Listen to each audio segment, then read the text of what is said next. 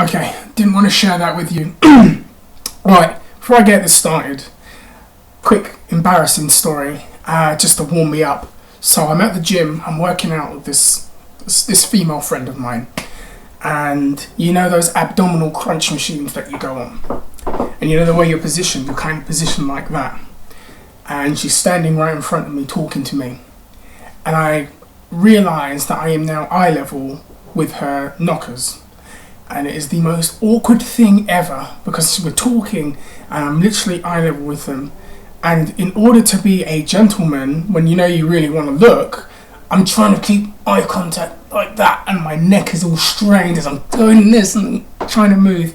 And I think she realised, and she did realise, so she starts jumping up and down to make it even worse.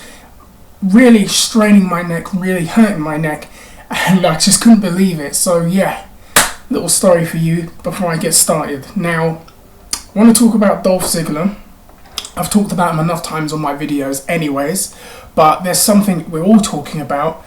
I want to talk about it and give my 2 cents on it and maybe go on a bit of a rant. My dander's not that up, so I'm not going to really lose my mind, but it's high enough to where it's going to be entertaining to watch.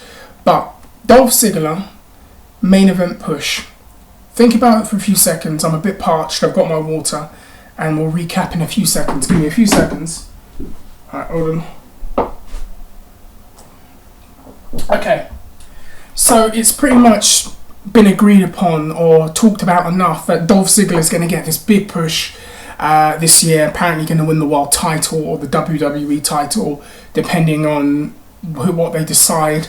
And it's pretty much been agreed in the IWC community that Dolph Ziggler should be the next guy, and a lot of people enjoy his work. They think he's really talented, great physique, looks phenomenal, tremendous bump machine. The guy bumps like an absolute freak in nature.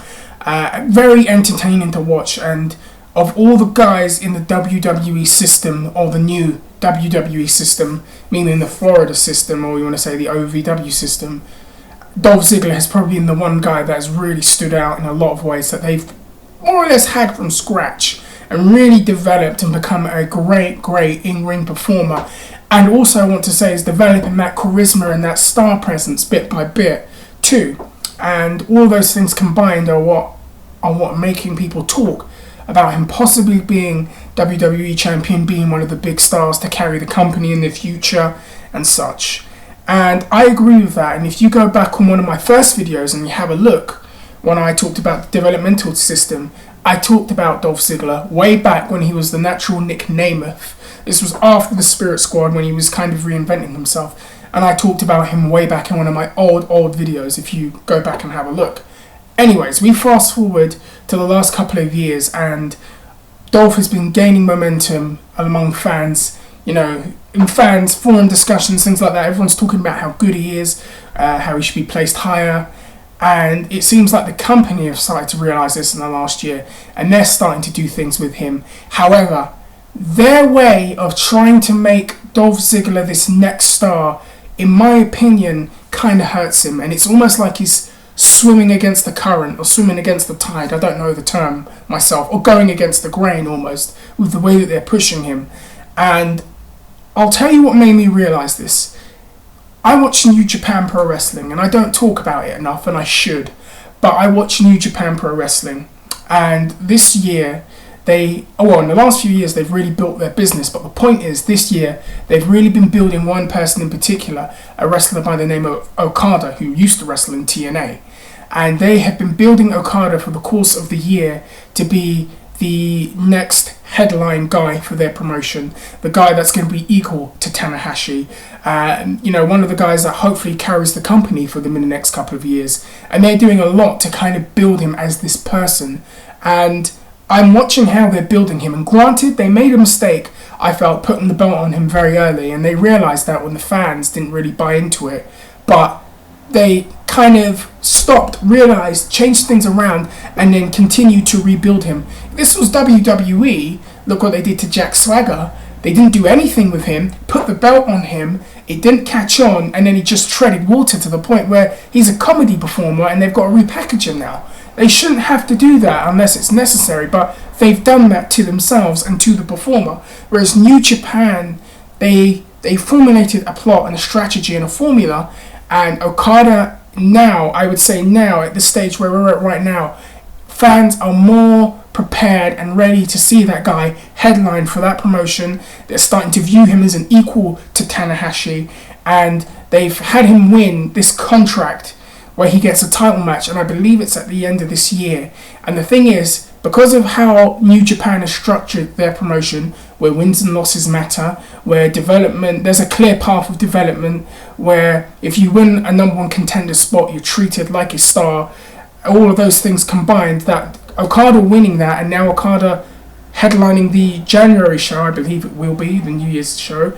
By the time we get to there, fans are going to fully buy into him being that guy, and fans will probably be far more ready to see him be the guy to beat Tanahashi. And the fact is, he's got this contract, and they're not having him going around, losing random matches all the time in 2-3 minutes and making him an afterthought in every match that he's been in, unlike what they've done with Dolph Ziggler. They've actually presented this guy as a legitimate star, and it's good for them, and it's good for their business, and it's good for the fans. So now we go back to America and we compare Dolph Ziggler's push to Okada's push, and I just see nothing but holes. First of all, he wins Money in the Bank. Everyone's excited, everyone's intrigued. He gets into a feud with Chris Jericho, who I thought would be perfect for him to feud with. The perfect guy for him to get him from here to here.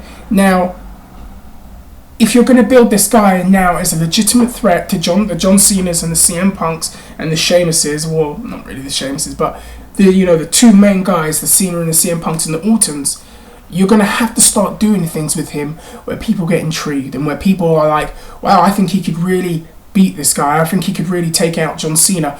Much like in boxing, where a lot of people want to see Manny Pacquiao versus Floyd Mayweather, because people genuinely believe Manny Pacquiao has a good shot at taking out Floyd Mayweather. When you create that kind of belief and that psychology in our minds, people are more inclined to pay and see what happens. However, they haven't done that with Dolph Ziggler. What they've had him do is, he lost to Jericho at SummerSlam, but then he beat him in the loser leaves town match. It would have been better had he beaten Jericho by a whisker at SummerSlam in a close match. They had the rematch on Raw. Instead of putting that right in the middle of your show, why not build that as the main event for the show, i.e. giving Dolph the time, the energy and the marketing, having all your wrestlers say, I really want to see what happens with this. Could this be the end of Chris Jericho? Could this be the beginning of something new with Dolph Ziggler? Putting all that time, marketing, advertising, building that main event match where it's Dolph Ziggler versus Chris Jericho instead of a Cena match or a CM Punk match, something a little bit different on Raw, and Dolph Ziggler comes out and wins and retires Chris Jericho. That would have really put some steam into the Dolph Ziggler train, if you know what I mean. Because now you would have had him been in the main event segment on Raw, beating Chris Jericho, and the lasting image of that show would have been Dolph gloating, bragging, holding up his briefcase, Jericho with his head down, I've lost my job. That really would have put Dolph Ziggler over as a legitimate threat. The second thing, he feuds with Randy Orton. Now, him and Orton, granted, they do have good chemistry, and I won't dispute that. But Orton's doing this film. I don't know why, but he's doing this film. Dolph Ziggler and Randy Orton feud, and they have a match on pay-per-view. Now, you've just had, in a fantasy world, him beat Jericho and retire him. Why not have him now injure Randy Orton in this match and take out Randy, putting more steam into him? So now you have him retire Jericho, injure Randy Orton, you've helped prop him up. Now put him in a bigger feature match, and another feature match, and another feature match. Build him up, build him up, build him up. So by the time he cashes it in, because he's a heel, he's obviously gonna, do it by, a certain means. But you've given him enough steam to where he hasn't lost his credibility. He's been built up as something and someone special. And when he gets there, he's accepted. Unfortunately, they're not doing that. He's losing matches left and right. He's been presented as an afterthought. When he did beat Randy Orton in one match, and I want to point this out to you, do you know what they did do? In the UFC, in Perfect Pro Wrestling booking, in other combat sports, when a guy finally gets the big win, he's given interview time to establish his win and put it in the minds of fans. he's completely treated like a joke and gotten rid of, and Alberto Del Rio comes in, and it's like, well, Dolph doesn't matter anymore. I don't think they should be doing that. They're at a time where they need to build stars, they need to have new headline acts. Dolph Ziggler seems to be one of those potential headline acts, and they want to get him there, but they're going by the wrong means to do it, and it's really confusing. And what sheds some light on why they do this is because of something that I'd heard on a Dave Meltzer show. And Meltzer was talking about the booking philosophy in the company. And what he said about the booking philosophy in the company actually made me roll my eyes and make me want to rip the wallpaper off my wall. It was ridiculous. This is the booking philosophy of the company, right?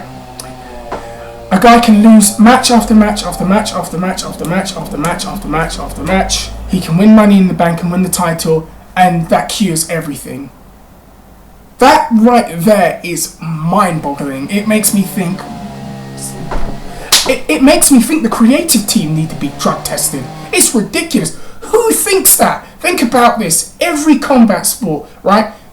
Floyd Mayweather and Manny Pacquiao, as I've talked about before and I'll talk about again, the reason why people want to see that before the controversial loss to Timothy Bradley is because Pacquiao wiped everybody out and he's believed to be able to destroy the guy. Now, in some parallel universe, if Manny Pacquiao lost his next 8 fights in a row and I said, oh, he's going to fight Floyd Mayweather, we would all look at that fight as a joke. We'd all say, oh, I don't want to see it anymore. What's the point? It's useless. Another one, Anderson Silva, George St. Pierre. The two best fighters in their weight classes.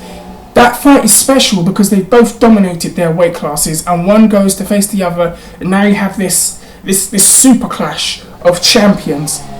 If St. Pierre loses his next 8 fights, knocked out, and looks washed up, are you telling me people want to see that fight again? I don't think so. I don't think so at all. So why do they have this mindset in the company? I don't know. They've done it with a lot of people except Sheamus and Ryback.